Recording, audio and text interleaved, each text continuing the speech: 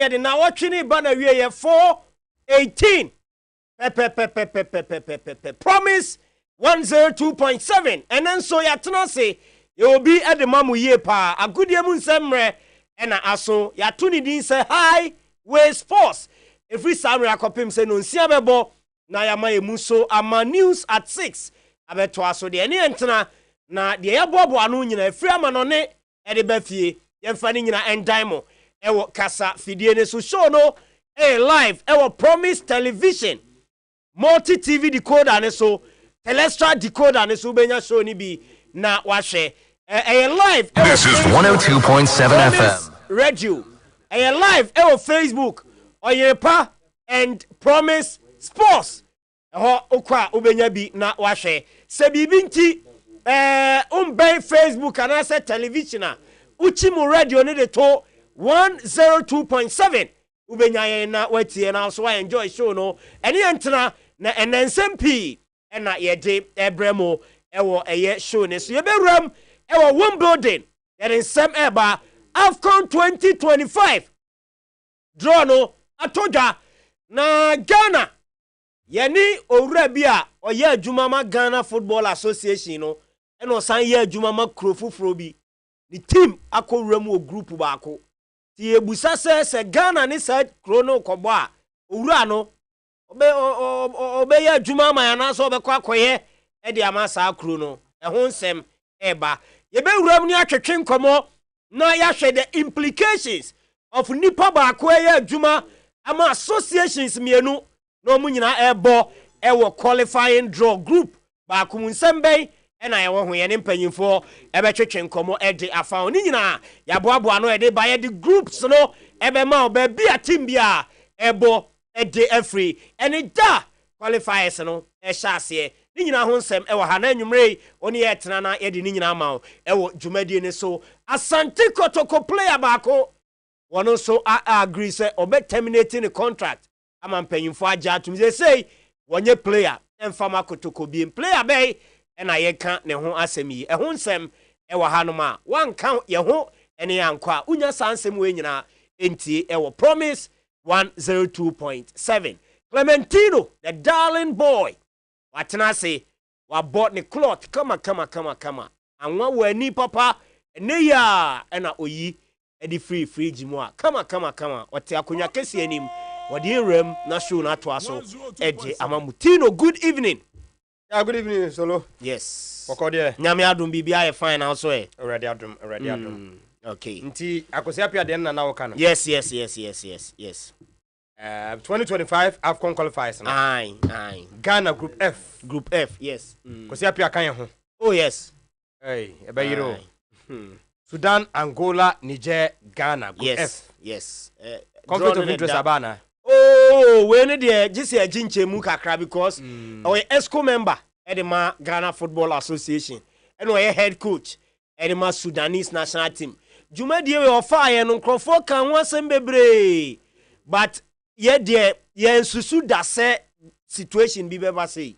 But he said there ato ye yan e wo se ye hwe na ye hu said ye ho hyehye ne tie. So betimi aye juma na ma Ghana no aya ma Sudan na se also resign free Sudan no ba Ghana no be resign Ghana dwumadie no na wato aso Sudan ni nyina no je se ye ne animdifo twetwe nkomo na omo akire ye mu because ye nom de from a layman's point of view there ye hu se conflict of interest kakra because ni nyina no e football dwumadie a say Ghana ni Sudan e koboi na ono so yes ko member ne kodru ba bi na wo se team ba ko ehia point ba ko bi e de aye na ade na se wo ye kwasi apianti okogina minka so be sa but e bia na jiri asem nti no ko gya dwumadie ne ba ko a enka beboa me de ma dwenche ne se ko gya dwumadie ne ba ko a enka beboa but also had the bigger picture so nti na wo se nko de esco dwumadie ne to na focus on Sudan womo national team no because why enemy no nyina asem ma eno de ewomo de susu ampa se Ghana qualify na ye ni Sudan bo baba yara na Sudan hia 1 point bi so no so de qualify na oye school member yi no say Ghana ni na ye hwe se Ghana ye coach so ebe ko AFCON ibi na o ma sell kro na ma ye no na ebi ankomo twetwe bi ko so na Ghana fo years o ene emfa wan yi makwasi on de o kan ye ho a unze ethics no ethically enye wo football mu aha ana se Sudan a qualify Ghana here 1 point bi na bia omo Sudan dey say ball na ye mo ho na bia Morocco ana say the game ko Algeria bi na Ghana ya kwasi so dey say me dey me kronti no mo dey mfa wan yi ma mo na mfa so mo dey enso mra ethically enye ma football o aha ethics of the game no enkyere sa enu ye dey mo ma hwehwe mo hu na afefo so sesen ye we ni dey scenario bi na ye site yes aha na afefo so far enyanti bi bia mfiri afefo no ho okay aha enyanti bi bia mfiri omo ho nti no ye hwese bi a afefo no so be ba abontia be kan bibi aha we no me feel say ye opem adwuma say obia nhye dan ko hye kwesi apia say free AFCON ni so na mom ono atena ase na owe adwuma ni mienu na owe the pros and cons a obehu say wase mi jai baako na me concentrate on baako de I know de enye nhye obi anhye no but ono a betimi atena ase no decide say o de adwuma ne baako beto sa na me hwehwe say maile 0123 katachie obeye de amaye nyina nye sa we are by there say there obey topic for discussion be kwa akosi weekend da uramu o next week opem say be hu say dwumadi no betimi adini mienu roni be ka say simultaneously oye ha no oye ha na ye koye nim you know ye twen kwasi apia say ono so beba na ye hu de opeso oye de fa situation no a dicey situation the man pa onyamae oh mente ye ne say nyame admo chena na bibia nsi kwan a obeba Ghana obewuramu Ghana yes or the Sudan players me too neighbor nyante ekra say 4 other foreign players be kan ho yes 4 other foreign players omuka 2 Sudanese players akwasi apia de ba no omuka ho 2 coach in recommendation 2 of the 4 foreign players enye Sudan de no on say Sudan de ne 2 and omo 4 other foreign players eka Sudan de no ho 6 the 2 of other 4 foreign players no coach in recommendation that is close a deep throated source be we our shispa gui asumti no ye hwese nyame ya admo chena all things being equal bi bia mbomu a ombe touch down the amasante kotoko na omabe start dwumadi no kama anticipate next week kotoko be unveiling yes next week kotoko ebe unveiling of players enyo omu nyina akra na de omatimi a capture omo no hopefully next week announcement beba for 1, 2 or 3 players so mo join Kumasi Asante Kotoko okay eno ni de wom ho tia no eda epono so na mo se has ne supporters ni share mudie no board ne supporters no share mudie no then free ho buy and supporters ni ko share no yes so ha supporters ni epesenka phobia for life so ni mo phobia for life I say fa abu census no supporters ni THS ka no pese enka board ni jai dem mo supporters no na omo manage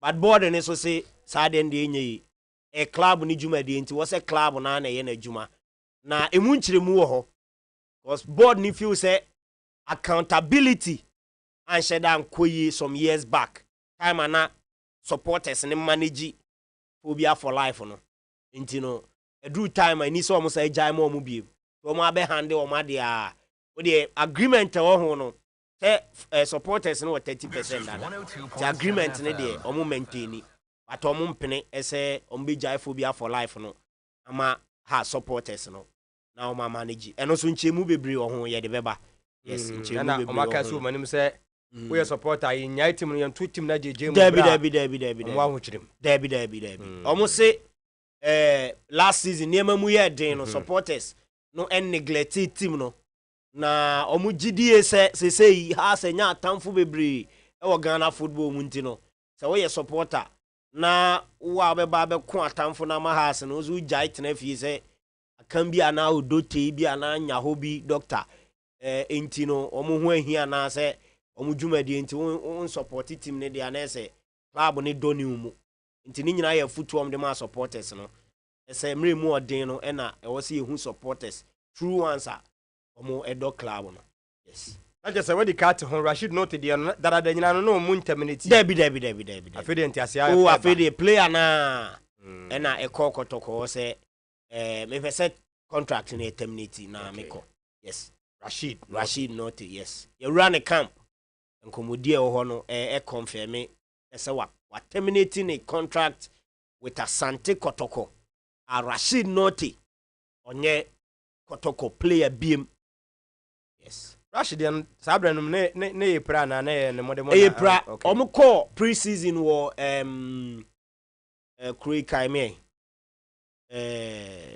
Insuta beposo honum na ha beposo no na ni prani koyi ne ho ho na em se coach no ka che ne se prani nti ontimi ne nya adwuma bi ene ma ne betena afie ono the whole of last season Kotoko and register no but ne anim se omutua ne ka ne salary ndi eso aneko ha until Drew baby a wantwi bi baaye unse Drew baby no e bae se nanka Kotoko kra person ko sa ba be join team no na omo eye training no omo bobo ba tenti ase anhye da anya adwuma nti ono de ne contract no na still binding no omo etua ne ka no that so ye Kotoko play until after season no atena say resolve ye hu say if ye tena na mboa no nti na wo say okotwa contract nim no pay be for offer nti no omo ene no awie omo ne na awie a ehun so nkomo no e wa ha memo akwaba Promise Radio on Facebook na fe Oyrepa and Promise Sports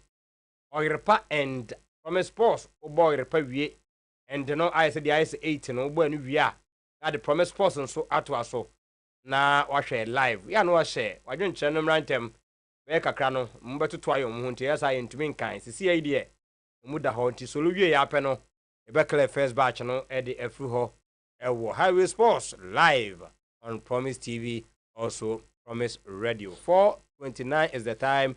Solomon Carter yanko okay nti ye de kakreba na enenu ye be hyase e de afri abibrem na ya yensem kakra bi e de afri abibrem na ye wi a na fe yakọ eye mrofo ni cross na ye de kakra enso e de afri wa ba ye di kan ate ho e de ama se 2025 AFCON draw no enawie ya 12:30 ewo South Africa hinkro Johannesburg Joburg ena dwumadie no etumi ekoso enso honoma ye de hu sunsanso ne bro enti draw no ena me pacho eda u screen so no de teni se keke ebe zoom in kakra de ama se de be ya ahwefo ebetumi ehu eye groups no ba bia obi aso ehya wo be starting the qualifiers no e de free AFCON 2025 nyame aduma next season enye January yaka ho asem December ene ebebo no enti ye di bronya no ne ye bo AFCON enim se Black Stars won be ma bronya na ye de pavri se imagine se Black Stars wo AFCON na bia 24th or 25th December bi na Ghana any team beat Ivory Coast ebo game ewo Morocco na ye wie game na Ghana bo Ivory Coast best 4-0 and 3-0 masa bronya bienu ebe de ache sa bronya no enti no eye AFCON draw no ene toja ene area ewo Joburg na result of draw no say ene tie me de honsem eba ewo group A say ne kowie ye Tunisia Madagascar Comoros ena Gambia omo complete group A uko group B e Morocco Gabon Central African Republic any Lesotho one group B, group C, Egypt, Cape Verde, Mauritania, and I say Botswana, Uko group D, Nigeria, Benin, Libya, any Rwanda, group E, Algeria, Equatorial Guinea, Togo, any Liberia, group F, Ghana, na unim see a bethia, be this group anymore, and come on, every say Ghana, Yana di ento so pa ye CDM Angola sa group na mo Sudan hobi ena James Kwesi Apia Mayele katachie 0123 bra no ko school no na ni school number no ono so team Sudan mu bi ena fe Niger enso group F afe uba group G Cote d'Ivoire Zambia Sierra Leone any Chad group H no DR Congo, Guinea, Tanzania and afe Ethiopia. Group I Mali, Mozambique, Guinea-Bissau, and Swatini. Group J, you Cameroon, you Namibia, you Kenya, and Zimbabwe. Group J, so no, no interest kakra Group K, South Africa, Uganda, Congo, and South Sudan. Group L, you Senegal, Burkina Faso, Malawi, and Burundi, and all complete a group na CAF, and they two just enche, one the data. First games, any second games, qualifiers, and no, ebe tuja. Now, unim sem later this year, and I expect SM AFCON qualifiers, no, ebe shasiye. Na countries, no, ashasiye. Abu Bomo na yahumbe bia, obiasu ejena ahead of 2025 AFCON. Eno ebe tuja, ewo omani team. Ede Morocco. Medicaf and Seminary, may call Arsenal Bobo Kona Sway, David Raya, every Brentford, Eba Arsenal on loan 1 season. Now, no more clause to be option to buy. Now, option to buy, no, now, Brentford, ya shame. SS player neba Arsenal percent one more sign permanently. Bet 27 million pounds. And team Arsenal extra gas clause no. Ningirani say Mikel Arteta GDA ese 1 year ya David Raya abedi ewe Emirates no where player bia or an important squad player obebua amaniema koye ejama senten mo animu ya no wo mo atwega esa clause no na wie Arsenal no say ese wo mo 27 million pounds ejama Brentford Bobo Kono as I said there David Raya Wano Arsenal player permanently. Entino Mikel Arteta esadi tuja said David Raya and ebe number 1 goalkeeper Ediamasa still Aaron Ramsdale ebe deputize David Raya eno kakra a free Arsenal aswe eba na Bukayo Saka so Arsenal player na on it talk sport atwetwen komo when him saw that some 3 Lions almost say sina guso ekoso na Bukayo Saka ready to da ese we are seeing na player back up and on Bukayo Saka ogidie ese player no underrated na ese Bukayo Chema player no when him bobo pa na mom ekwan and crofo fa so he no eni nsemo mu kafa no ho no e match ball a obo no na ya busa Bukayo Saka say a player ben who so underrated no Saka Chema Neymar dos Santos Jr.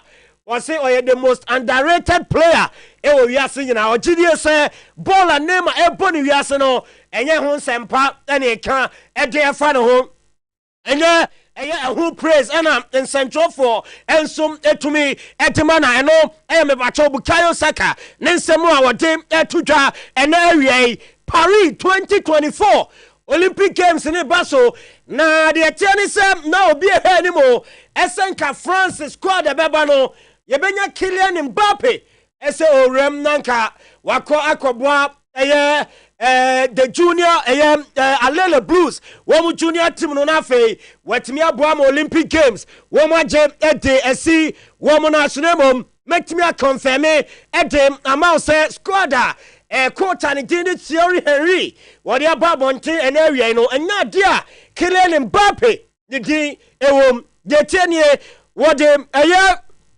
goalkeepers miensa en a tournament no metre Thierry Henry what the Thio de person echo what the Gulam Restless echo and I feel the Obed in Camdabio one way goalkeepers are what the Murem defenders no like body Lukeba Castello, what the Chris Lane Matima, Erem Adrian Truffet, and so I call Bradley Loco, Afe Songutu Magasa, one way remedy my French, 121 team no, Afe Kylian Sidilia, one of some Erem and Swabia, I know, and 1 no, Afe Midford no, Wunya minus Aklochi, Andy Diouf, Wunya Manukoni, Wunya Leslie, Ugochuku and so Joris Chotard, Afe Desire Dure, Enzo Milliot, one way Rem, Ewo Enfifio, and Animo Hono, Ryan Chalky, Alexander Lacazette, Michael Olise, Arnold Kalimwando, and Afe Jean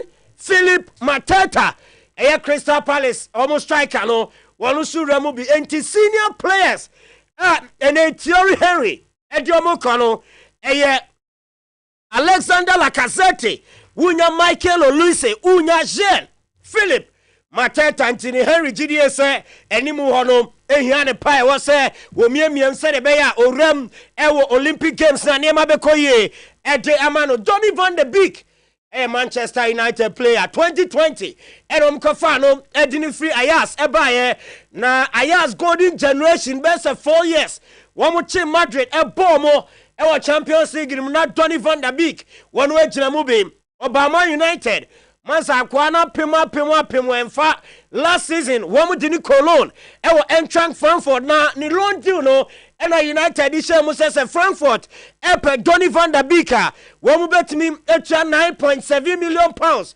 e de afa Donny van der Beek Frankfurt loan e ba na wi omu se akwana san obai wantumi amo into ansan koma United ti e kamia se Donny van der Beek e se de oya be ya giswa e de Man United boboko no United ya babonten ese players womu jo mu kwan season wi e wa bra summer transfer window no ebie no womu de Donny van der Beek edin atosro ono any first player e wo buy on bebo ni dia cho so player we de tino ho obetimi afana ko free wa bra uskaga krabi e na de be ma e na de na ko ye football edu time bi anema mu enso e de ntino Donny van der Beek Man United tono summer transfer window ya na omape player foforo edino aba eno eso ehon sem eno no Wimbledon ne eguso ekoso na ena eye second round games no eno ebi etumi aba so yerem ewo day 4 na de tienie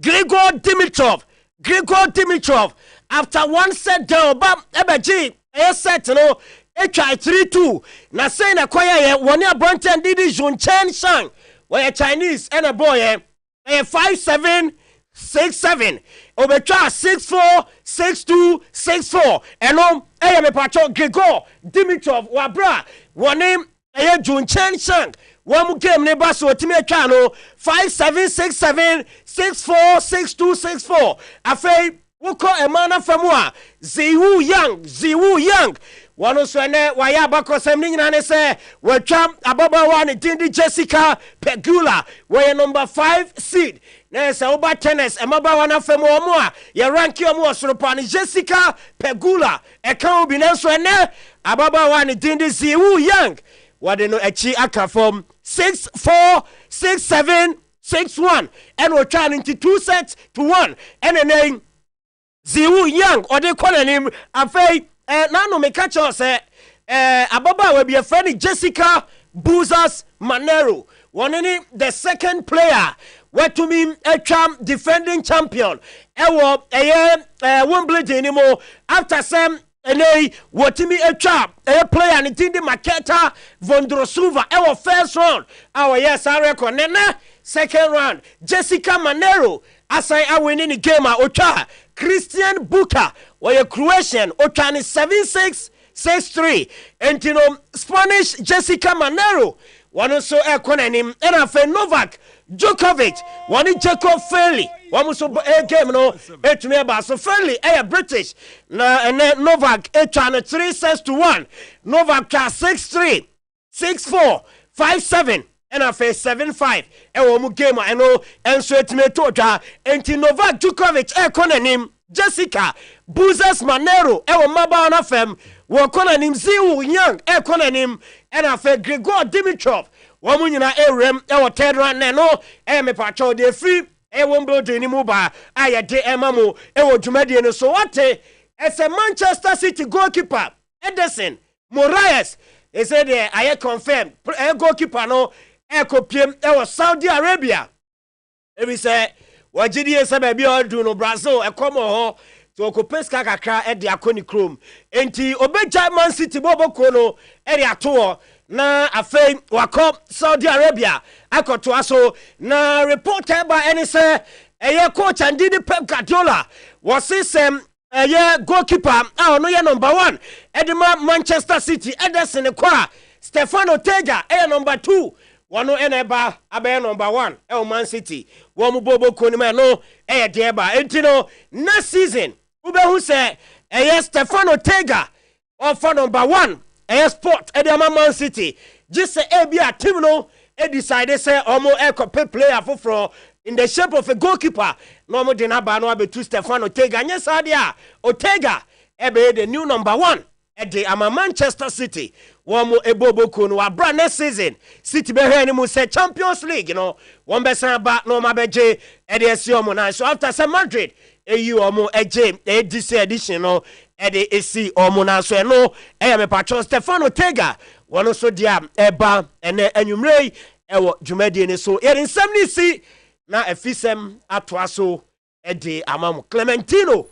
Amani mu so akwaba agina ade no o dey si ho. Tu so wabokakra zo ba na eze me tiatia mu ntino ode ade afa ha ntino oh keke na nka betimi a capture ade no de amaya ha na o kasagu onye so onso ade lokra so uzo ha no ntino Solomon Carter. Yes, Clementino the darling boy. Yes, surely yes. Ya no actually me na so ahwes menya ba ko bi na na me dey afa chire ho yes. Say nimze bia ono ana ewura mu kwaje we normal wine na sa we normal wine na okay yes okay Tino ai when say dey wonum dey say ase wa bra na ase wo bibia o se wa otimi hu voice abre o pa never tell gbana din o pa madam fi no ka was here bless your mind David na obende pa obende metias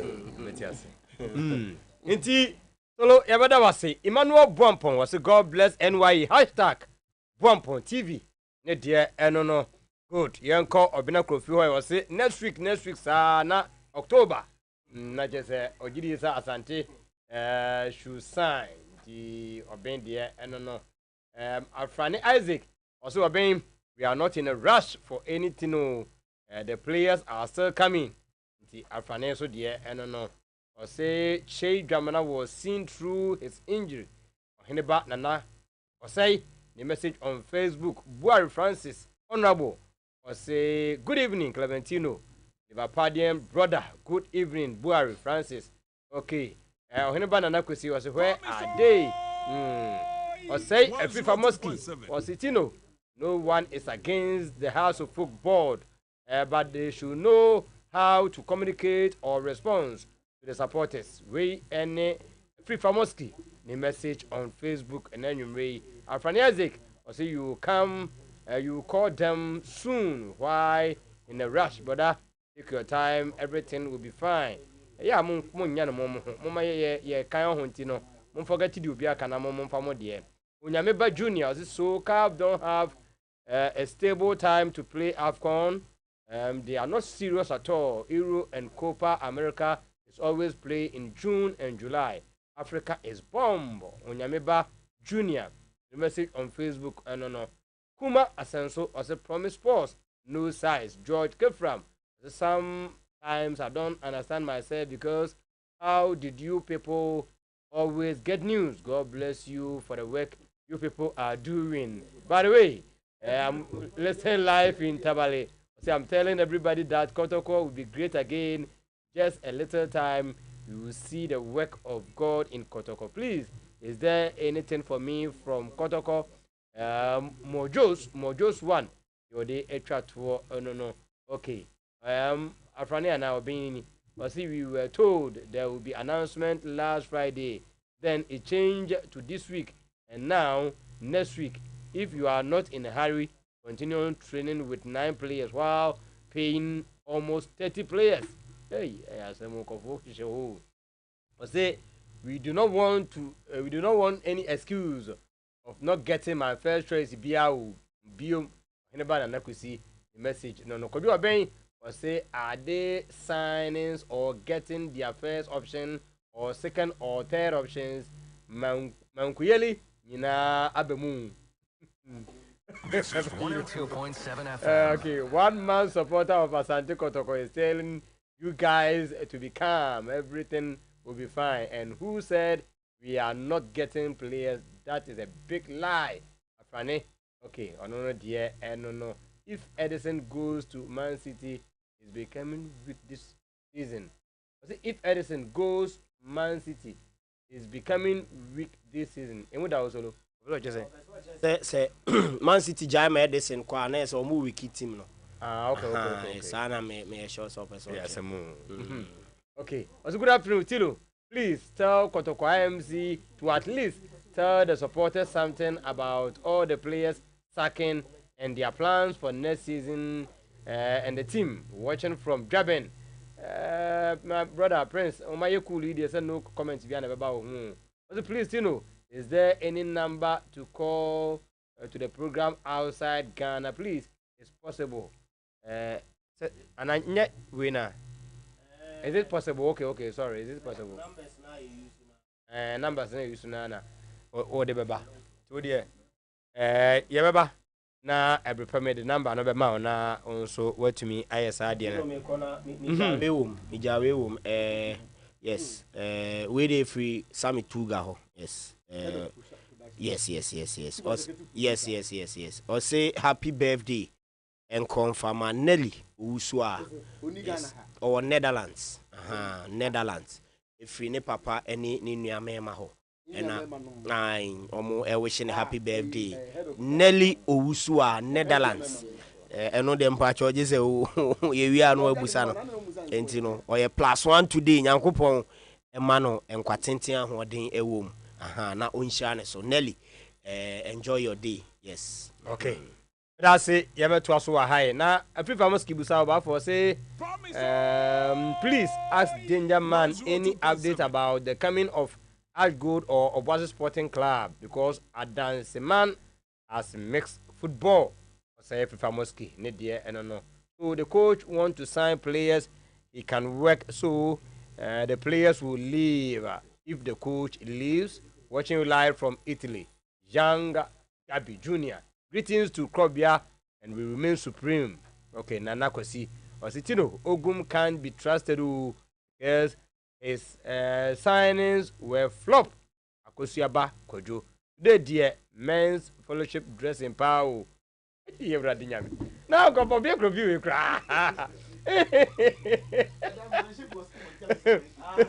I don't have one should be also I just one should be. And that's why. Hey, Obi. But say your men's Italian say I pimpamino. Minum sane pamino and design, but any. Men's special specification beer. Also, upon my Italian money suit. But I had the ultimate family style be happy beer. Oh, be a filio. Feeling tardeno. Guy buta. Okay. The your call reply promise post no your coba. A day man message no Abba. Michael Owusu AH your message. Abeka yensa ewa ha. Rich Bio. Richmond Bio also message to me Abba. Mr. Francis appear UK Kenning Town. The Rock fine. Oh dear so Abba. No one the Rock I hope so send me 1,000 oh Debbie. Why? And I'm from one by 1, 2, 3, 4, 5, 6 oh Debbie. Nti mama yentoa so emfa emfree hanmo. Danger kwaba. Ofa me joso. Boko there. Oh, nyame adaroma. Yeni namu. Sure. Namu say yepim ko kakra. Yeah. Yepim ko kakra. Senate bia no nyame be hye ne ho ne munyam. Yeda Nyankopon ase. Ene yeda ya dofo no so ase. Omo ayenum ye dwumadi yi. De bia omo tie yen. Omo se omre no madaje. Omo mu do mu data edi tie. Omo na no na obi ka wo so ye adwuma nyina na ne ye pisi na som na wo tie. Omo nso ntina ye wo ha no mo a yetimi die bibia ye bia no. Enti no yeda nyame ase yeda omo nso ase. So omo nso mbo ye wo bi no omo bi ho krampo a omo san ye ayeye die ananya san ye ka no adoye good omo san ye adoye san ka ho wo ha ben se no obi aye wo action kakra o na me ma ofu kakra wo ha bi so na weekend di fatan kakra ni nyina no hwa en dia na wo dia no bapa me dia ema wo ni baba ko bi na ase squad dia make am nyina ayese solo ka na bontin yi ame che sojebi my own sojebi sojebi tenen ka che me da on me ya aka ntino first na no me nya aka ndia nanka no no ye free no ya aka me nua no nyese no me free me nua na wo nua na no ya aka den na we ya no ya se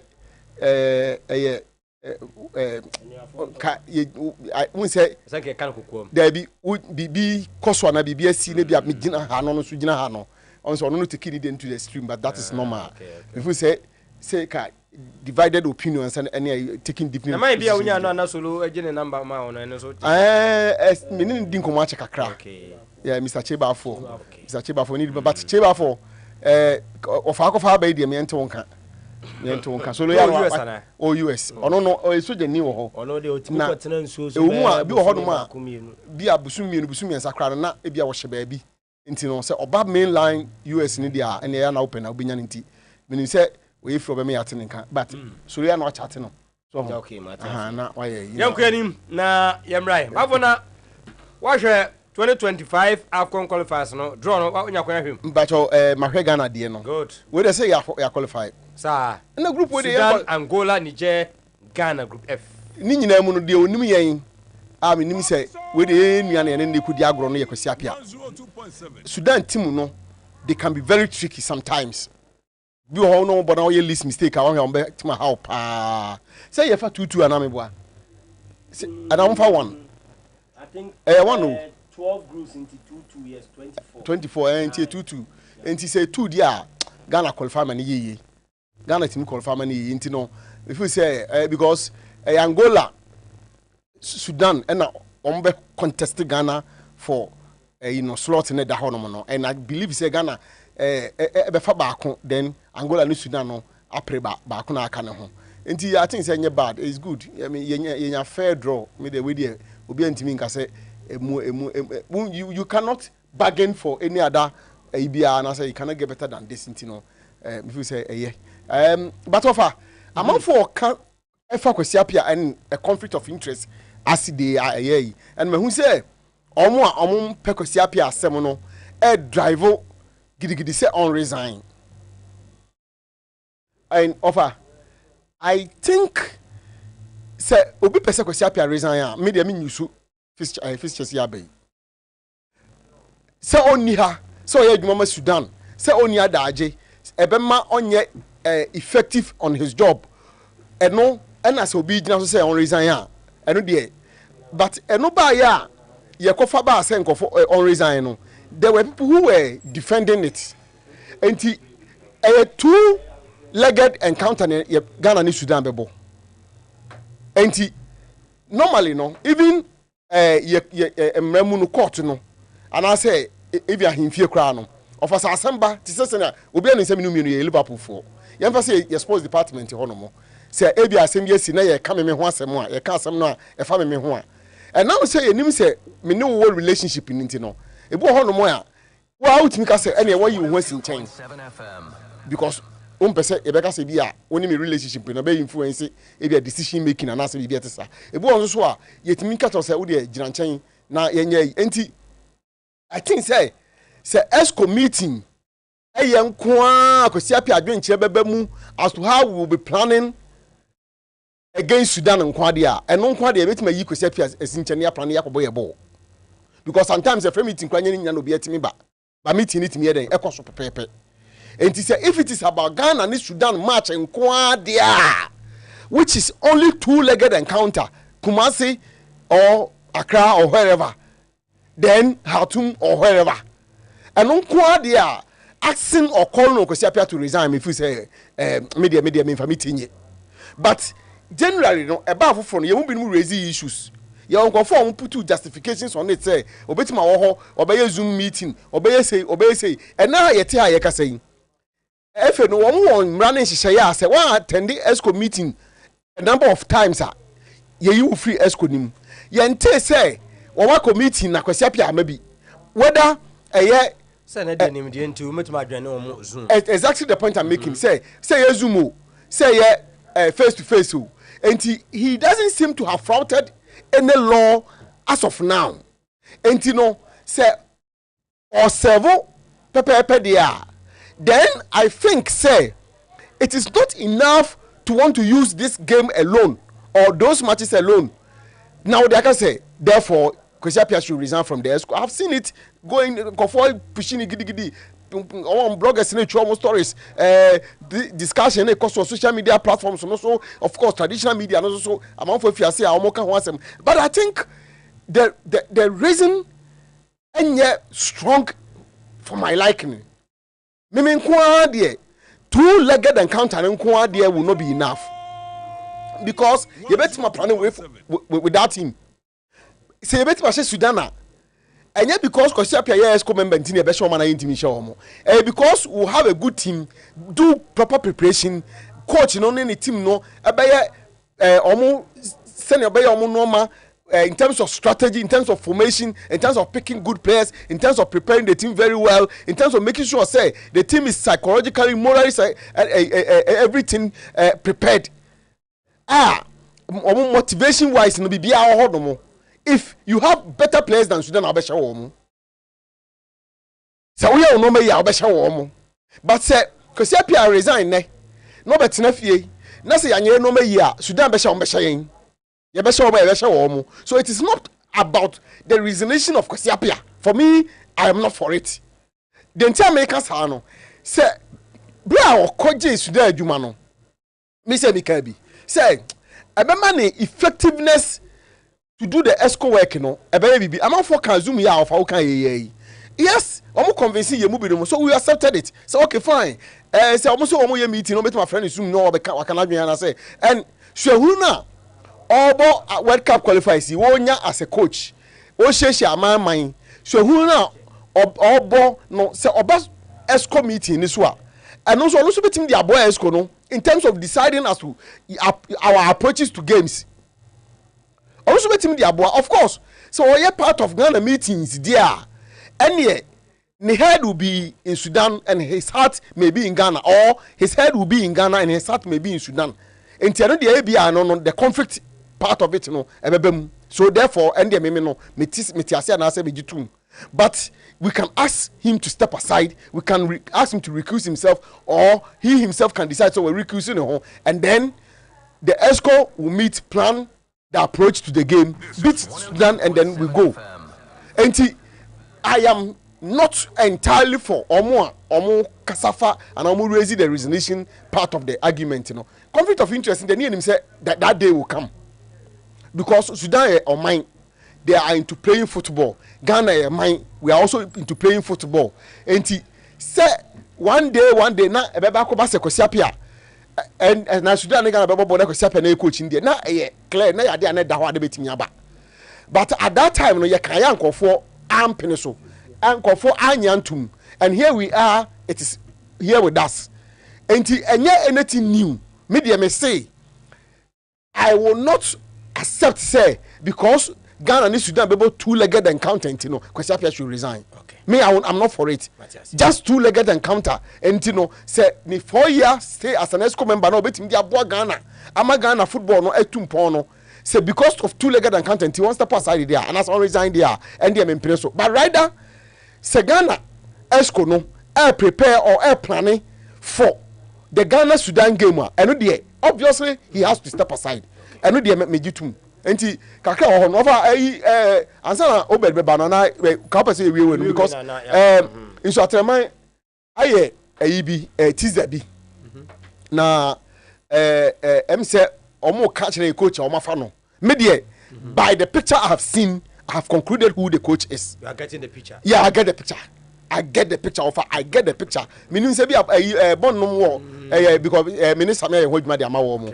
And it's a bond one betting there to so and sana kadan cafe nanka hunumi omo ya che ana omo nya ready so they I don't know but enanya bond na wo ho Mr. KK na wo ho dia na KK ka bond na say nyek bond na KK I don't know you have it so you put it there then we go and e bia na manim o phone no say anko ayin line so there okay so this is it until uko so atrema for no on social media platforms na teaser o maye nie na wo adwene mu ye hwan ya many obedi adwene I think it's sika kono sa I think it's sika kono because sika dia ba mu sa pa lately no and san say we say aye no kra o say sika left one we be nkuma and na o san so ye one of the Ghanaian coaches are on pursue to shape when they are doing their job on the job no on pursue to shape. Okay, we know that let me tell you. What about white to say he didn't be Maswell. Yeah. Sika de ni suit so we adwuma no wahwe ni suit de. Yes, abasa de nko aswebun kofo se mo na mo keka. Oh, say ye kan bodu bi no mo kan Christopher Enin cry di be mu but na ni de na nya strong sa. There's one other coach on also top and the DBM and then coach no coach bechem na nsen ya bi no e ko bi mensa no nyina di bi bebe mu ani ade but and omo de to so omo say edi no mo choka ho no I think say na nka ombese ka ye nya de ka na em say nti mo de omo tizi ya kakra e tizi but pare nyina mo I think say da bi ni nyina wo mo ho no mo fa no ka ho na obedi sami pato hwe no ka ho na obedi be wi no na yetime nya ni nyina na e de amount but I think say for me, I think it's Siki. Akomia over kwaba ya ni over na leo na me say Solomon Carter aso hu se draw na ba na coach Kasiapia Sudan ne Ghana ewo group no na o yusu se nke be ya nka on resign na nka onye yi so se na enkofo bi na etwetwero na so o mo chechero mo na ni akobo so o mo pass for front chero mighty one is coming o mo pass for front chero when a problem be any ho of a problem be any ho me kra me hun say he's the ESCO member. It doesn't mean so a black star management committee member. What I say Ghana football ni na kekere ni na no ESCO member, a board member of the Ghana national Ghana FA board member. You know, maybe a bit more according say we no experiment committee member of the Black Stars there quickly as some reason from there. You see the point? Even when the ESCO conference won't discuss it, anything about Black Star, Obetuma decided say or no be doing film. Now my and that is allowed. So in Swibia I said you Ghana Hana, you are the FA president who team. Even though was it was German for by name say Ghana no idea can't say blood there be a team. Among other members are on teams are almost a defense or more ESCO. You know, I don't think that there's any discussions on this. But Coach Champions is in town. What touch it down? What touch it down? Me no can say. Me no can say the two Sudanese players no. And I'm Kwanswa. We cry. Ebia Sabri. Kakra. Omo Edikanya Bakumasi. And you know, Ebia if reach na konase hopefully by Monday. Two players na buy omo Ghana. Omo nya be do nra. Akaso me Kumasi na. Akaso omo players no ebe Kumasi ne. Aha, sana me bi. Je say you ja omo kwan won kan na no. Yes. And me be yebum. Exclusive from Akonya Sechi. Bia no. Ada omo du Kumasi anase bi ko no omo du Kumasi. You know, if reach na e go kan Monday no time bia omo free say enema eye clear bia no. Omo betimi any kotoko aye training omo ba because of kotoko nti. Then you look at the company for be can almost from Monday corner there. Kotoko best start announcement ne you bet my ban. I see that says I don't know. Bet me SC or no you know good one day say at least do can I'm saying one of your colleagues no. Say so Obe does striker Eric Humo say Oma touch down. I say Obe that hinted on the third. You know, I know that there be almost done crying. Almost done crying, right in there. Ona almost a bakumasi. Okay. And he also moved in there. So, Mobudi and Kama. As almost Bebre. Almost these are two Sudanese national team players. Two Sudanese national team players. Omona, Omanya, Bantino. Sorry, immediately after the draw. Immediately after the draw. Said draw no, and I think. I've always said there are no minnows in football now.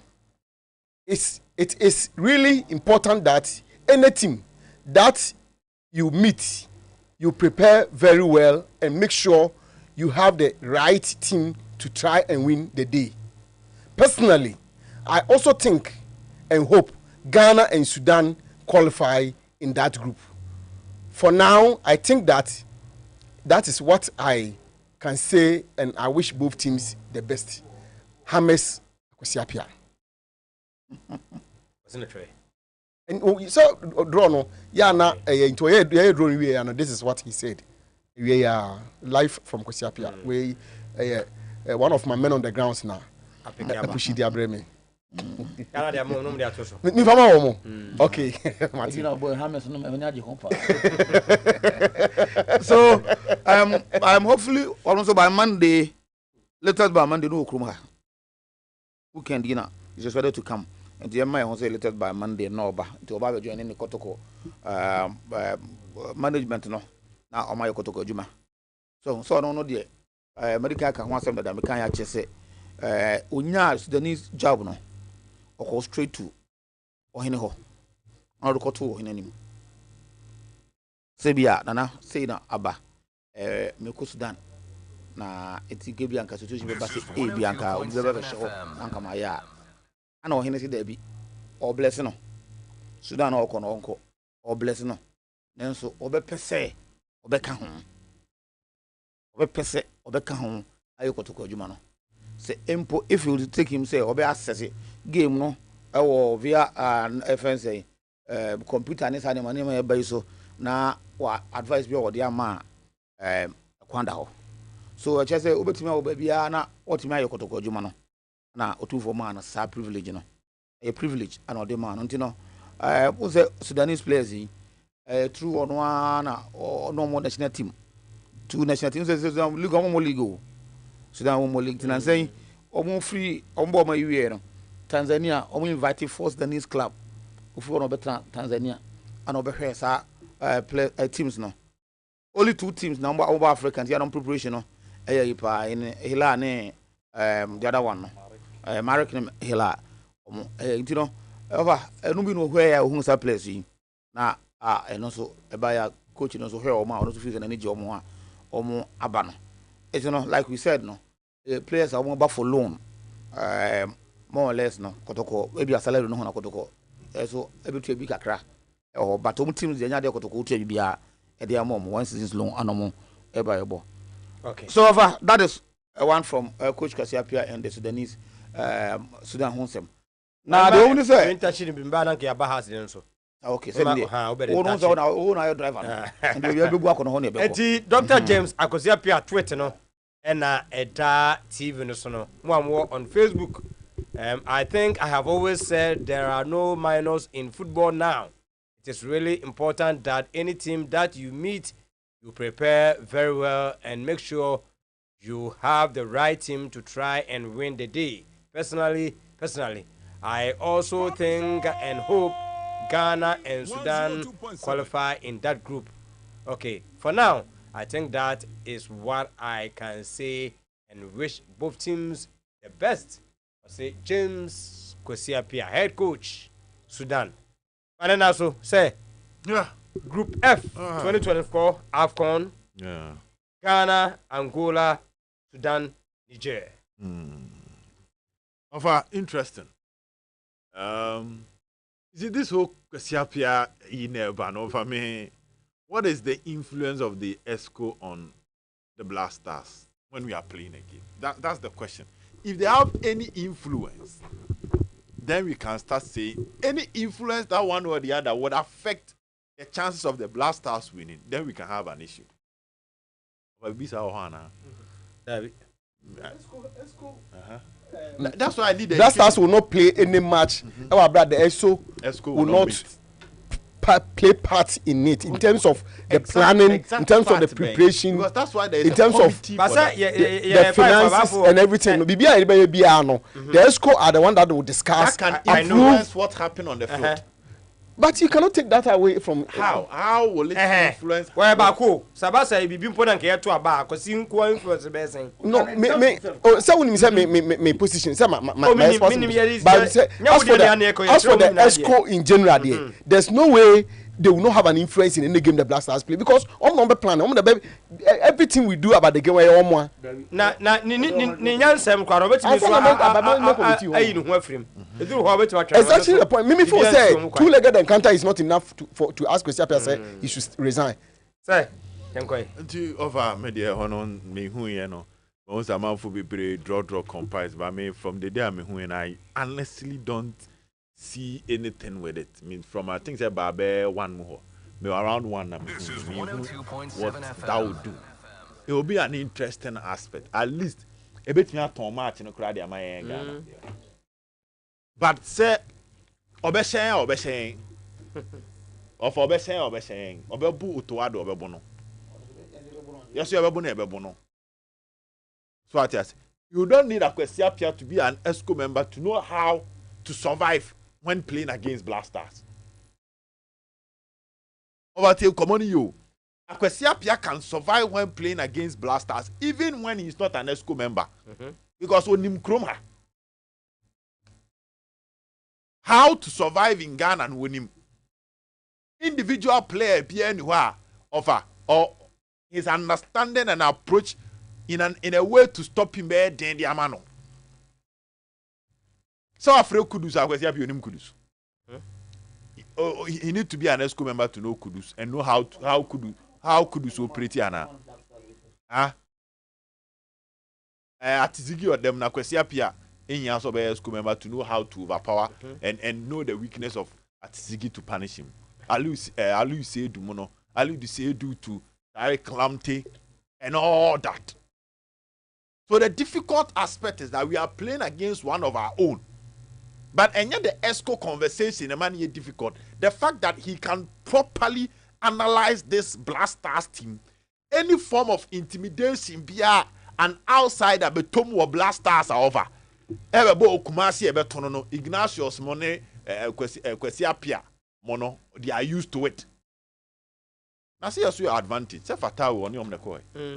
Oh, very good. Say Fatao on yom nekoi Sudan and Waba Blasters. Enjoy us your advantage. And we just have to understand that we are facing a difficult side.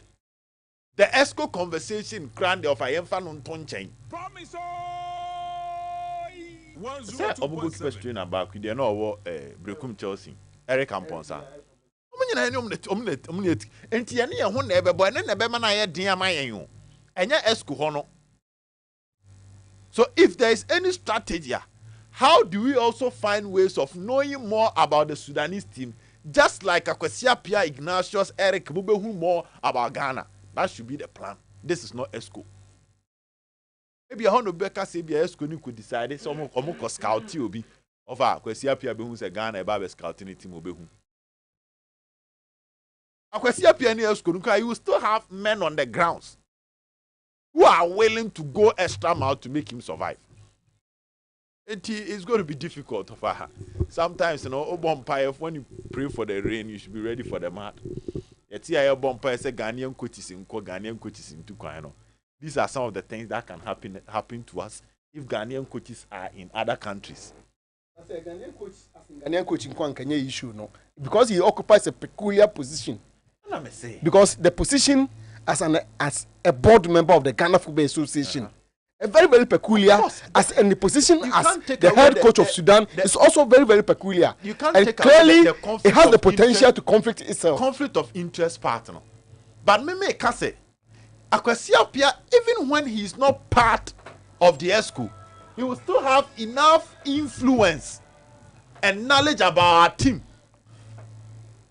And your ESCO on the fact that our coaching team no pain. The fact that his knowledge over the team, no, and how he can find a way around Kumasi, around Kumasi, how the players will settle, the operation work will they will have it. Everything that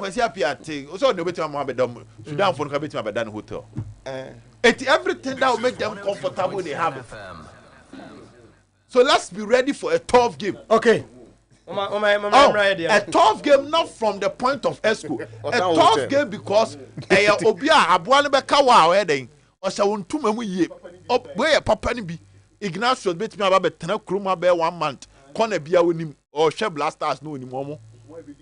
Or TB, we'll catch your tea. Auntie, and no name and ESCO hono. It's a Kwesiapia Crankoni ESCO.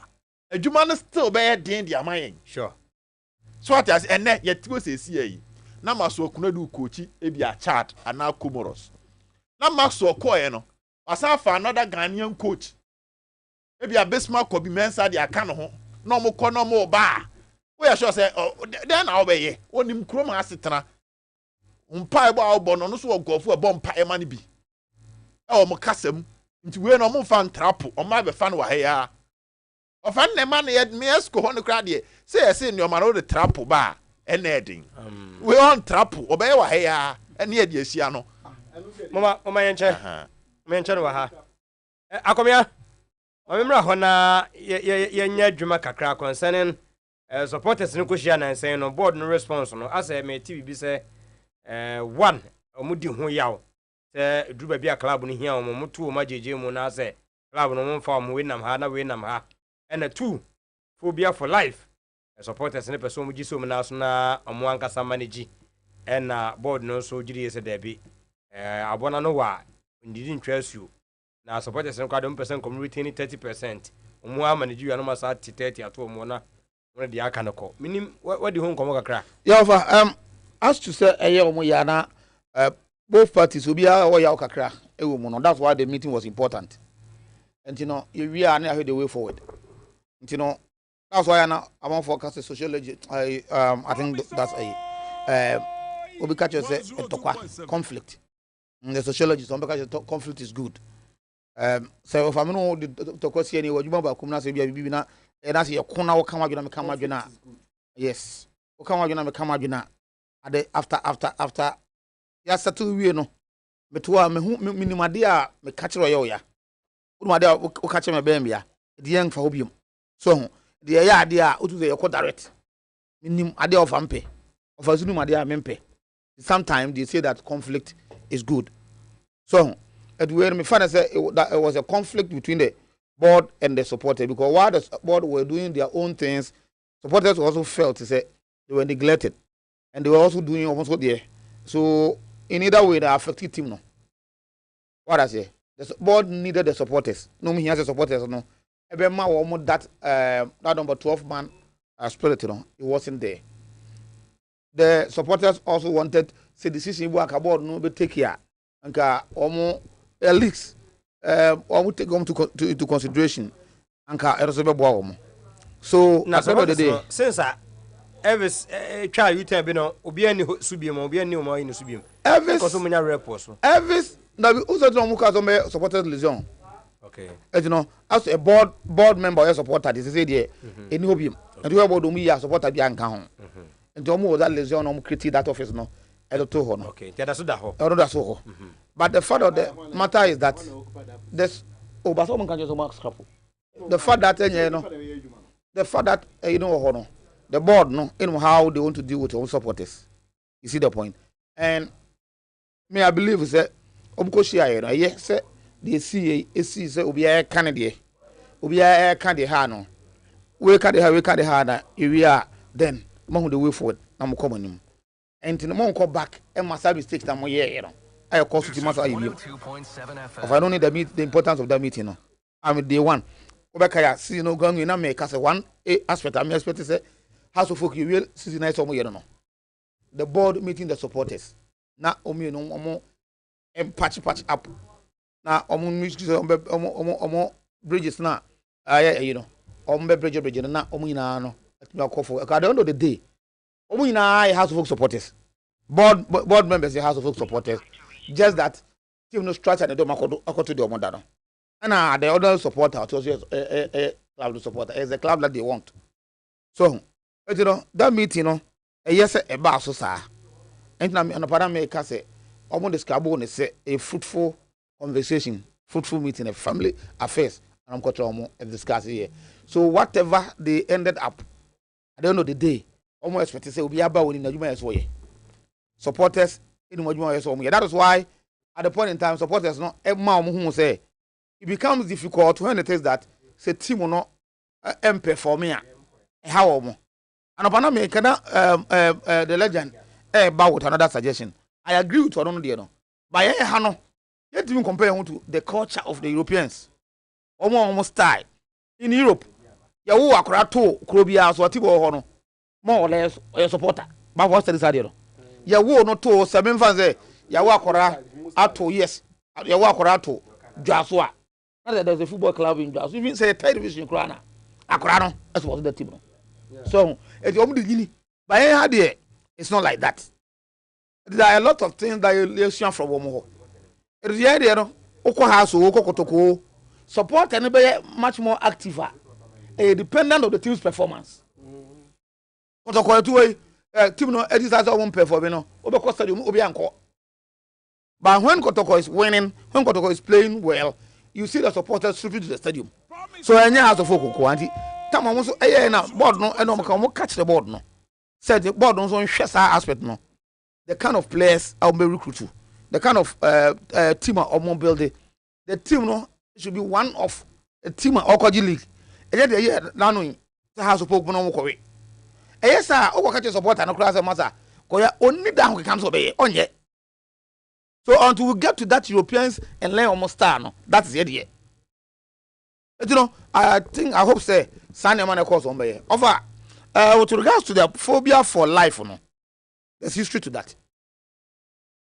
Who's that the supporters not start here, you know, at a point in time. And time.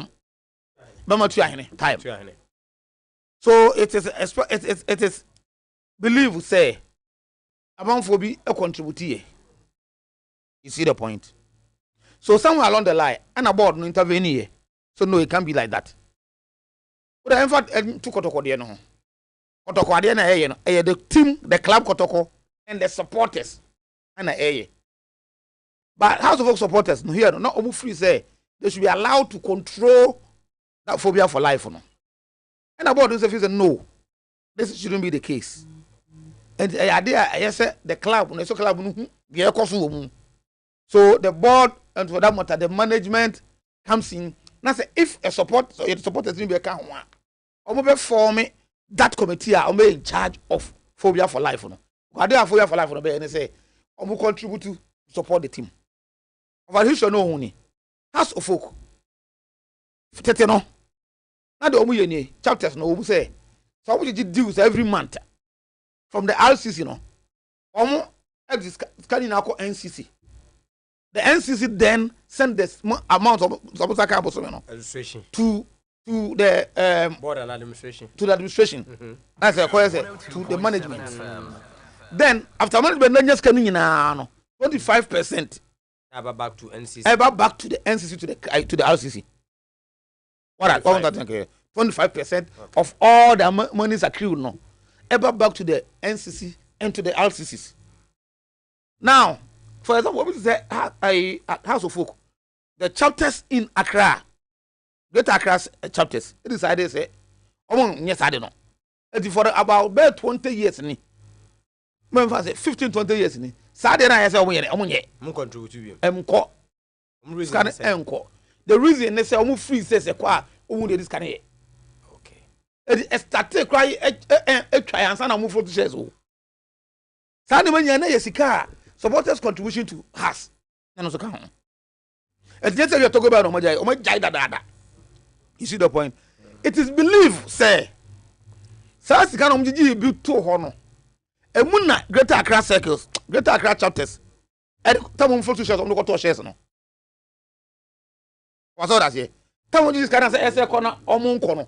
It is believed, say, says can omji gu honor and on the koto over shares. And you say almost for share for you know shareholders no Greater Accra chapters shareholders our House of Folk use about for check say na so it is believed as I in Libya. So akoba say no because of phobia for life for now as supporters still almost taking na 25 no and as supporters they demand they say they want it to be 30% instead of 25% no. Or I say, any area, almost a gusua, there'll be a lot of consultations on that. But as to say, almost person handle a control at the end of the day, but not catch almost point blank and say no, that cannot be the case. Over to me, I am part of it. That, but chapters, no, and a request, a demand this for 30. So yes, I said this time we move from 25 and got 30%. A horror, and once a can NCA. But that's whereby the board and the supporters know a committee that will be in charge of this phobia for life. No, now, Omasamana started our pretty. and the more na air koba say sa the almost started here no more pretty no sika omujije ye no up to date nobody knows where the amount is how much Omar crew here what does here it every house of supporter who 2 years can be for phobia for life every now contribute to until say best stop you know as it stands now the chapters no enquire account enter the board enter the management. And I want to believe that many house of folks, even supporters, and knew what the about of that amount. No. So you want some APA in going forward. No, I think say the supporters will do themselves that good to make sure say baby assassin can war. And at that time, I learned say and in charge. As I did no, a charge here. You know, hono, I didn't sky a no. Say yeah, quarter is streamline at the end of the year. So omutimi, I who says can say, Sika say, and I repass say and a register. Because activity will be already registered that no. Won't mean on some register. You see the point? Or the so register that.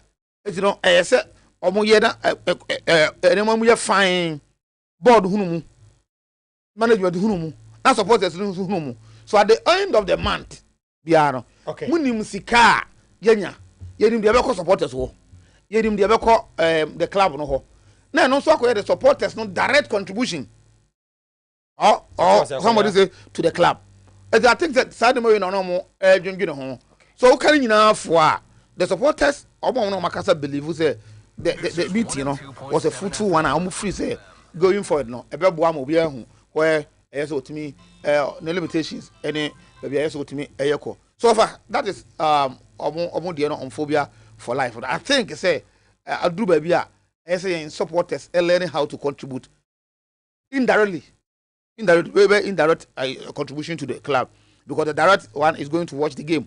So indirectly, the supporters' contribution to the club. As you try to define ye, and especially as we are then say we fire. Say me obia person contribute to anyhow. But adia when it's shielded in secrecy, I don't think say is the best. So with this meeting, ebeboa amasane mani na no. But I say captain Danger. Over. I should not so dear. That's the incident. I say, Abampo answer. And I tell you, so I'm breaking to Monday on Besaba. I'm more than I know behind my which and Nanam. Maybe I'm Monday, did not changes the Briaba. Sir, well, they would play perform training grounds. Nah, I can't. I know why do better by us for a point. Of us, all my can come a captain common with and come see me the man to Muka. If I know better, 3 been 2 in us and balancing. I think say the House of Folk supporters no, particularly the NCC, has been overpampered, and I say abroso. The NCC has been overpampered. In fact, meeting here a needless, a useless, a fruitless exercise. I wonder somebody saying a fruitful. The supporters a needless, a useless, a fruitless exercise. Reasons. And I will tell you why. Sure. No, Namianga Sangasano. If it's you I will go after them. Both Kotoko circles, chapters. Yeah, they should get ready for me because I'm coming after them. Because you see, people abuse power and office at will. The same people who have the effrontery to call on people to do the right thing.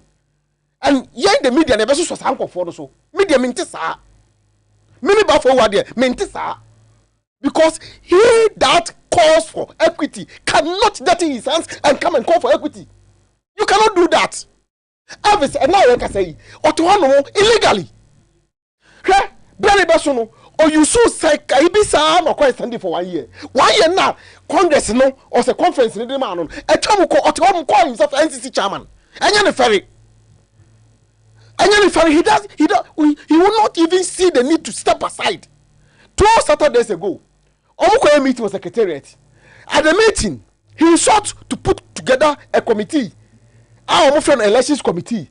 Say elections committee will now give Omo NCC the mandate to continue so that they will oversee the elections. Then the same NCC now empower the elections committee to work. Just come look at it. As I said in previous, and I am school no. Time now soon into man who say need lesson na. Yeah. Adena captain catcher no. Officer, unya but now follow the account of captain. How can they obeying? Obeying no my abena. Because see, has a folk and I have it on mobile laws and I have it on my phone. Then NCC bylaws no.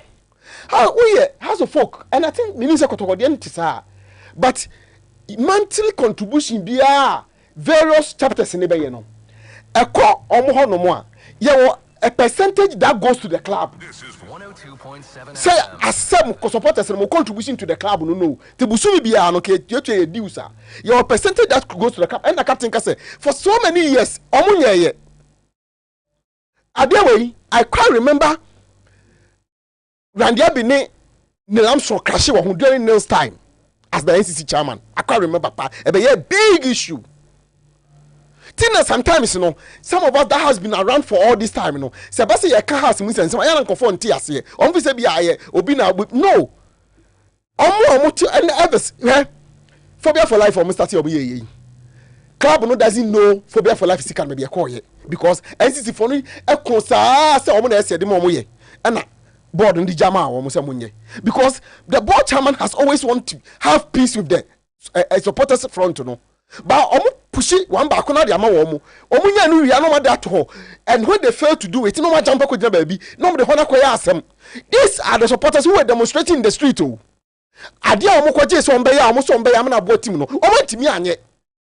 I said this na meeting no conclusion. What was the conclusion? So after phobia for life no and I'm confess can na and now the belief or suspicion say can be a to shares no and then the Great Accra Regional Chapters Committee owns a shares in the club with the same money they collected and then say because club ni ho.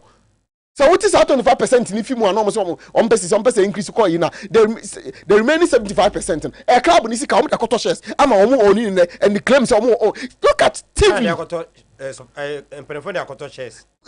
I know ICC4 RCC4 no 75 no kind I say 100% so just can 100% and 25% that's a call so the remaining 75% goes to the club and call on the quarter shares and they claim so on their own says any chrono since I started hard way then I penny for na show more I make a say you see me at you see we am kwesi and you certainly say I meeting na make ho asem no omo yes on betting elections committee pena Mohammed Alasan and Maso Sabeka chom say omo nim to me no biem sa to me no afiri omo nsem and then the only body in house of folk betima hami atoba the supporters front no the board and then the management. Of course, with an express authority from the board to the management.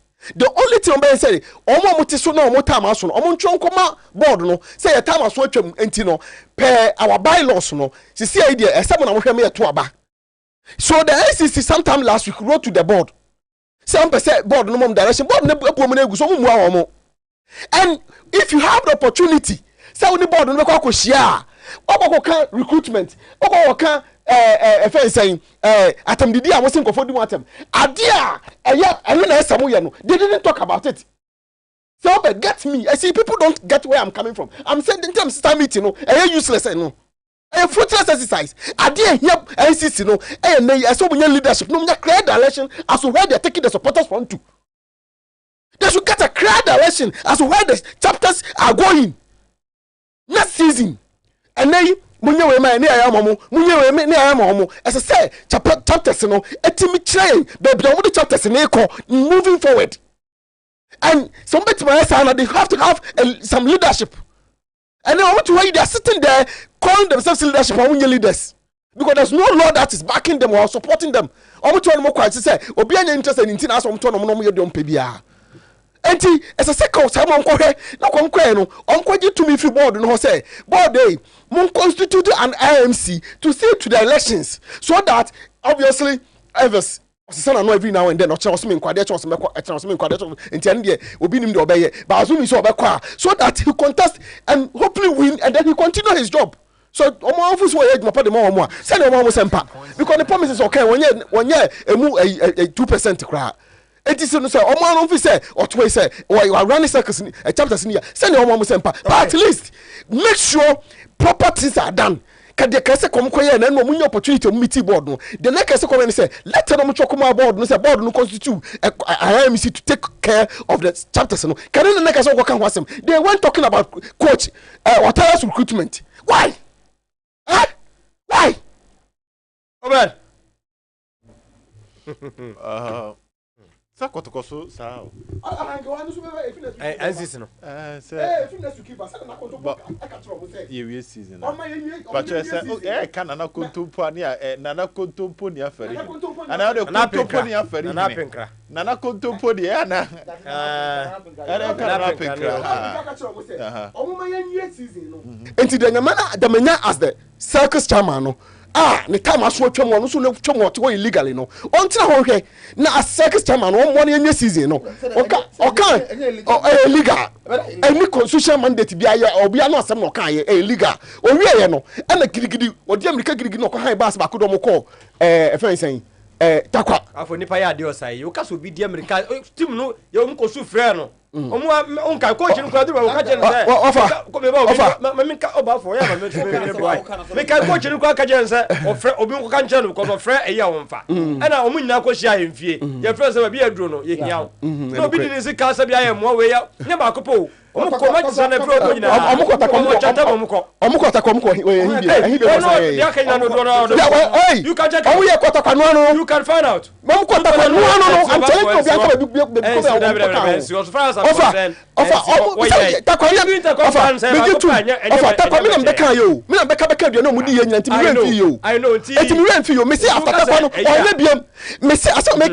after the napping cracker say ye season ni wi a omo anhwe let's say omo onhwe so ne season ni ye wi na napping crack ene omo maka nyina no they be mute but we cannot allow that to happen. But now, let me try my statistics no matter so. You have a season, you know. You say when you went team anymore, at the confusion, but or in time. How do you blame them now or we blame them? No, not because I'm making. So, what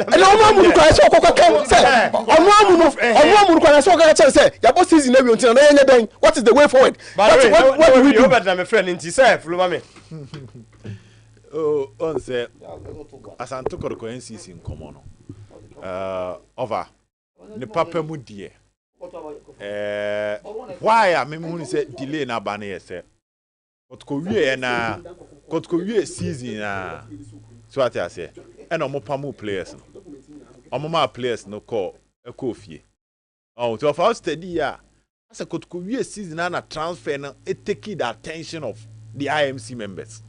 I'm not defending them but almost 7 matches to end the season. Kotko ni good position, so they needed to make sure say club na mubabe pre to me no wadi ye e o league ni ebo no say ko ko hone ka chom some fa no ntu ba bi kra na yen save club no yansa and say no omo save wi na ma start say there bi yeso Bruce wo tema na wani ekoko sesen over enti ani brain mu no recruitment, the direction, the players that will be in the team. Send a club new repeat and go to what happened last season, almost starting in term. So right after season and this season end is Sunday, Monday no muko fikesi. Of only say Monday na IMC members to ko fikesi mko briefy. And omunya authority to sack the players. And then I make a story over. Ya bo ni we Sunday against Bofono. Ne juada. And I'm going to IMC no. And I'm going authority to sack the players. I don't want to call ya and I say, I'm the koi. That time coach in the list call Thursday before say Kotkobe that Friday. Minim kame check date kame mau date and kasa. But na Kotkobe Sunday the Thursday na omo ye bibia court secretary. I didn't report ma. But no muntimi pamu players before the game. So omo bo we no nim say omo pamo. Baba Pamwa, you need authority from higher office. Tomuko fikesiem. Omuko be tini you omunya authority no. And omo ba fio. Ebe si akotko players no. And omo break you. Omo boys na dan. E dan no omo break you omo. Omo break you omo we no hini brenya. Wa odi won bi ofre o se nyame adom a Tuesday after the Monday, Bra Secretariat. You on a news, neighbor say 14 players air call. Near was 7 be almost contracted. I'm the man 14 year break is our story. No, Ntine brother and koja players no first part in the coin. You quada and saying job more kind of coin. After that, they needed replacement because na club neighbor be share a year what we call the preseason for the Democracy Cup. To study at the attention of the IMC. Why I mean that same way, meaning say oh pa. But I mean can one seven say oh show my attention now. I could did this side. Okay. So what we all expect is okay, fine. Yeah, mom, yeah, recruitment to some extent. And yes, so we get team net to cry to go no mu to kwaya. Then after that, our recruitment, we can start asking questions. Say, any questions are starting next season without the supporters front having a clear path for the next 4 years. Because the reasons I could compare from reasons back home kind was supporters now in Chichimuaban. They say a fixing. Meaning it should be fixed before next season. It should be fixed. But for now, I understand them because Krora, Minyan and Tiesa and Apin Cry Somano. And the Codi Jumedia Canada. Initially, I can say UK. Baba say Canada. Or buy it and or buy 2 days ago. Or buy no. Nechino, no more year calls for recruitment. But final authority, Adrian on so. Sikakra approve no. Yet more be or no so koje. Tiafen on so aba on so buy no. There is a pile of uncompleted transfers. Winners and coalition. Exactly. There is a pile of uncompleted transfers. And they are nations for semi by say omone Asamoah Boateng they also explain say do have no munya feedback no munya free cut na no nya shit say they munya free house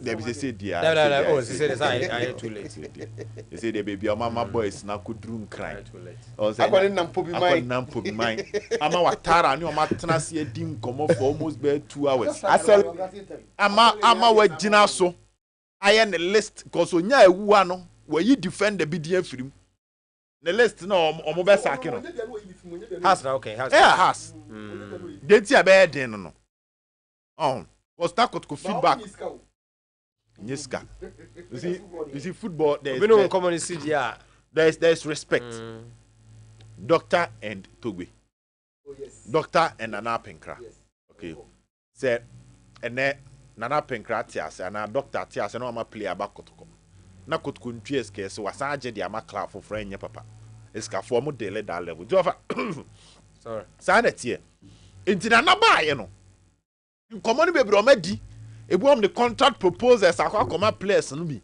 ama players ni be the feedback aba but players ni feedback ni ba continue sign and respond biem to aba no frɛ wo he bra ska say ni sad level na continue steady say all the transfer news ne ba say kotkasati speed up biem because oba back no Kenya abem enti eno ni ade esi o manu so say ima onya kwana they were first no Ghana. Yeah, no so started first. But I'm say Monday no. Na say Monday na first. Yes. Na ima da so aha. It was not fix it and you may be the amakot ko into me nim. Tina hanti ofa. Oba ye say na releasing money and finalizing deals. Because Duada as I see a nipa be 4 fufro kotko training grounds. Duada see a call nipa be 4 see hu. You Sudan for ni free me hia me no foforo ka ho. Don't be surprised if you money option akwa until I'm saying by Juada. They be omunya training. I got 3 days of Monday no be starting. Enti offer an community. Okay. Nti na ba wa ban e be din so be circle roadmap for elections. And the about for Sabri party or kaso de ka ho. The committee already for the implementation of it. And when you 9 at a time, what proper chire wie. There be only 9 there's a committee to me 9 si asem so. Na me penya na nsem no ntokro wom. Oh, the moment sir. I mean page me nine Oh, now sir. roadmap need the chire. Oh, say. No, that should be it. There Debi on kwala mienu ko. Yemfa say kwala mienu ko mesi mu nja ntokwa. Asem no me ko siesie me the response we brem. Me ba na masande asem na brem sa abra me siesie. Asem no na siesie o. There's a committee. Who the fee? Asafo hini committee no. That committee. What my omajuma wi? Was empowered to investigate the loopholes in the whole election structure. Normal recommendations to the chief of staff. Which they have done. Chief of staff. Yeah, they have done. They are done with it. The office of the chief of staff plus Nana Pinkra. Exactly, I'm saying that. By the time on Becca said in seminar, on my 2 minute free sono. Now roadmap need the chiro. Resolutions in the Elections in the funny. Any election, you don't ever conduct elections, no. But say by the time Rebecca so, Nana Fremose Mombrano, Muba Kono say, Ebia, first of all, you are having issues with Sikana more charge. No? Your conclusive they say, any court charge say. Your conclusive Monsan reopen nominations. Twati say, send your dear one for form based on a bit of it by the time on the from no. There should be proper roadmap. Won't mean from on some balance a passer. About honest a penny out 2 90 as 7 when 1 minute on Russian note and I mean Rashid has me there over I knew say Rashid is not coming back. Over. I knew say Rashid is not coming back. The talent I movie names Rashid one. Minkebe me de say Rashid will still be part of Kotoko. But you need information on what you want to work. Offer and no last time make us a sound far no. Rashid de me say na me say the working. Offer injuries bay. Ko sanya Offer injuries bay. Ko ba for later na yo. Later they say ho be to no. Enya injury For me dear man. Well, na kan you say Rashid to come be release no. Injuries farm me for that. But they were farm me for that but injuries or not to long lay off. No back akra. I only hope say Abia say no. Abia and am I? You see the point? Abia say no, but to be honest with you, injury there hano. Of another one to ni ababa kakra 1-2 bi wo say. Atana chance na hajure. Me da say akomia timing into all my obedi nkomo yi emayen. Kasama for the Ghana Football Association. Henry and Satitun on the line. Ni nyina no ayo draw and yes aka also. Mr. Hart, good evening. Yes, sir. Yes, sir. Good evening. Na bibi aboko there. Adom Ishanka Nyankopo. Oh, okay. Mr. Hart, where there 2025 AFCON NHS the qualifiers draw about to Johnny see about so na after say who your opponent Sudan, Angola, Niger no your initial comment and how do you see the chances of the Black Stars for qualifiers here? Well, the first thing about me is a top group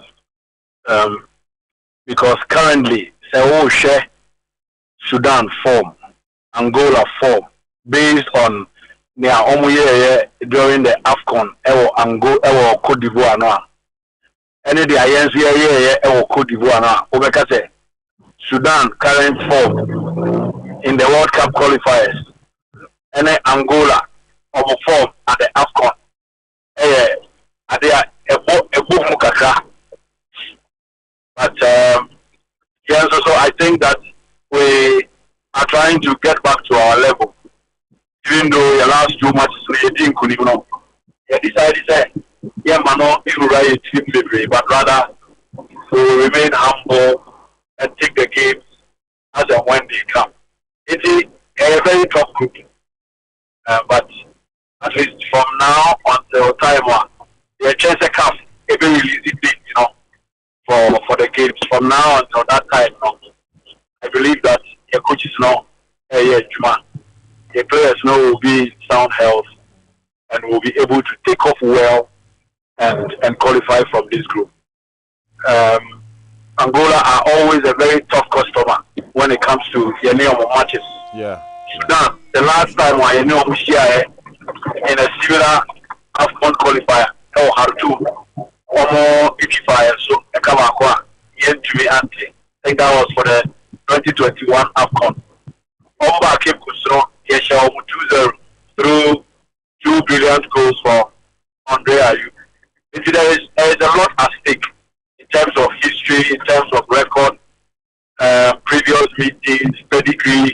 and then an AFCON ticket. The GD is once our players are in sound health, your coaches never start your teams no one juma, and then by the time you be go into these matches, we will be ready for the games. Well, Mr. Hart, who share general comments I say after the performance of the Blasters in the last 2 games, I'm not confidence na kosoro pa. Generally, because who share social media, now the Blasters is back to its glory days, despite challenges in Cote d'Ivoire.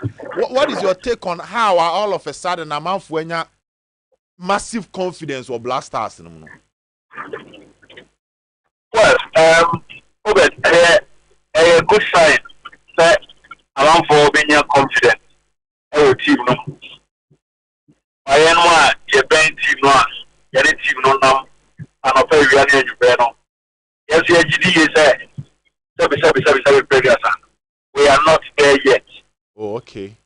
Because and when you hear a fair war of Mali, we were able to grind results when it mattered most. They share playing in Kumasi under that condition. If you take a lead on the t-shirt, if you achieve by the 4-1 lead, they 4-2, eventually, and they 4-3. There is still a lot to be done. Even though the public believes that the group will be able to be a cheer for Obiaso. So it is our mindset, a shade team one. A bit me a quite luckily, at least since 2004, I engineer qualify for the AFCON. We have been to every single competition. 06 in Egypt, 08 in Ghana, 2010 Angola, 2012 Gabon, Equatorial Guinea, 2013 South Africa, 2015 Equatorial Guinea, 2017 Gabon, 2019 Egypt, 2021 Cameroon, 2023-24 Cote d'Ivoire. Yeah. And that consistency, a certain level of belief and confidence. But you have to show for it on the field. Okay. Against Angola, it will be difficult. We need to fight hard, work off our socks, and get the result. Against Sudan, there is a lot that will come into play because of Nipa or Daomanim and the fact that there are Ghanaians who are currently in charge of the team. In terms of confidence, level, because they are in the same group with Senegal in the World Cup qualifiers. Senegal for when you are going into games and you have these factors to take care of, sometimes it plays on your mind. Okay. The Ghana first is show some level of confidence in the team, but no results. Okay. There was on the field of play during the games. Okay. Now, when the old Kassan Kwai made mention of the Sudan Kwesiapia factor, I think and also the second trending issue after this particular draw. Apart from the fact that Manfo said Ghana would definitely sail through, the second one had to do with that Kwesiapia factor. A lot of theories, conflict of interest, Manfo be raising, he being part of the ESCO and working for Sudan. I don't know your take on that. It was something that could have happened, but now odds ne idea so sa sabira esino as an FA minimum say munya meeting there, but among yourself there will be this kind of informal conversations. What is your view on how amount for a treated the issue of conflict of interest between a Kwesi ESCO member and the Sudan head coach? Well, at our level, I think that there is a superior authority, and that superior authority is FIFA. FIFA governance is closely monitoring our situation because of maybe a free bar from 2019. The fact that CCI the new statutes and that statute was approved by FIFA governance. Okay. It's even critical. We will seek clarity from FIFA governance, and then that will guide us as regards the next steps are taking. But at the moment, the decision there is And what about more the fear? Say the ESCO play a part what the decision making around the Blasters and he being on it. No more musuro no. What will you tell them?